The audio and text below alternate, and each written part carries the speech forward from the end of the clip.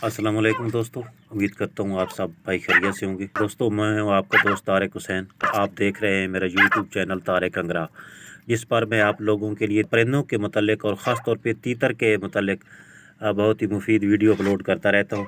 तो लिहाजा अगर आप भी चाहते हैं कि मेरी हर वीडियो आप तक पहुँचती रहे तो आप मेरे चैनल को सब्सक्राइब कर लें और साथ ही लगी हुई घंटी पर क्लिक करके ऑल नोटिफिकेशन को इनेबल कर दें। दोस्तों, चलते हैं वीडियो की तरफ। बहुत से दोस्तों का ये कहना है कि हमारे परिंदों को भूख नहीं लगती या वो खुराक बहुत ही कम खा। उसके लिए हमने सबसे पहले तो ये देखना है कि परिंदे को मसला क्या है, यानी कि बुखार तो नहीं या हैज़ा तो नहीं।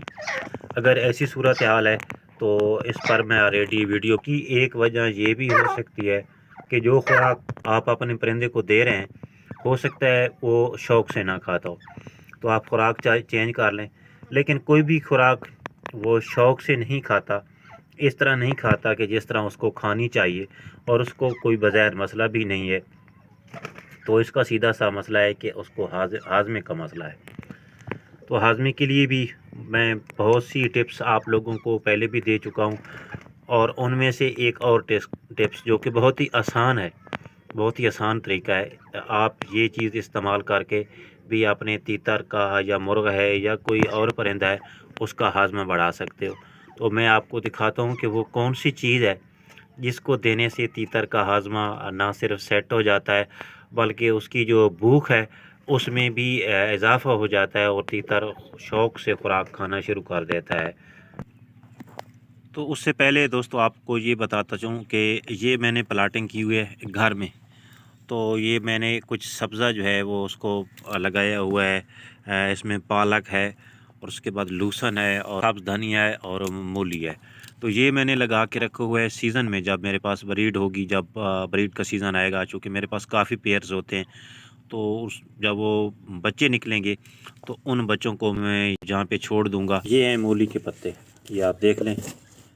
आप पत्ते भी खिला सकते हो, लेकिन ये जो है इसका ये हिस्सा मूली का, ये आप पत्तों के दरमियान में से ये देख सकते हो। तो इसका आपने छिलका उतार के यहाँ से इसका जो छिलका है वो उतार दें अच्छी तरह। ये इस तरह उतारने के बाद इसकी जो दरमियान वाला गोदा है, ये इसके बारीक बारीक टुकड़े करके इतने टुकड़े बनाने हैं कि आपका परिंदा खा सके। वो आप खिलाओ 2 दिन। ये मेरा आजमाया हुआ तरीका है, मैंने आजमाया है। ये पोटेबान में भी बहुत ज़बरदस्त चीज़ है टमाटर के साथ। तो ये आप खिलाओगे तो इंशाल्लाह 2-3 दिन के इस्तेमाल के बाद आप खुद हैरान रह जाओगे। तो उसके बाद आपके जो परिंदे हैं इंशाल्लाह वो खुराक खाना शुरू कर देंगे।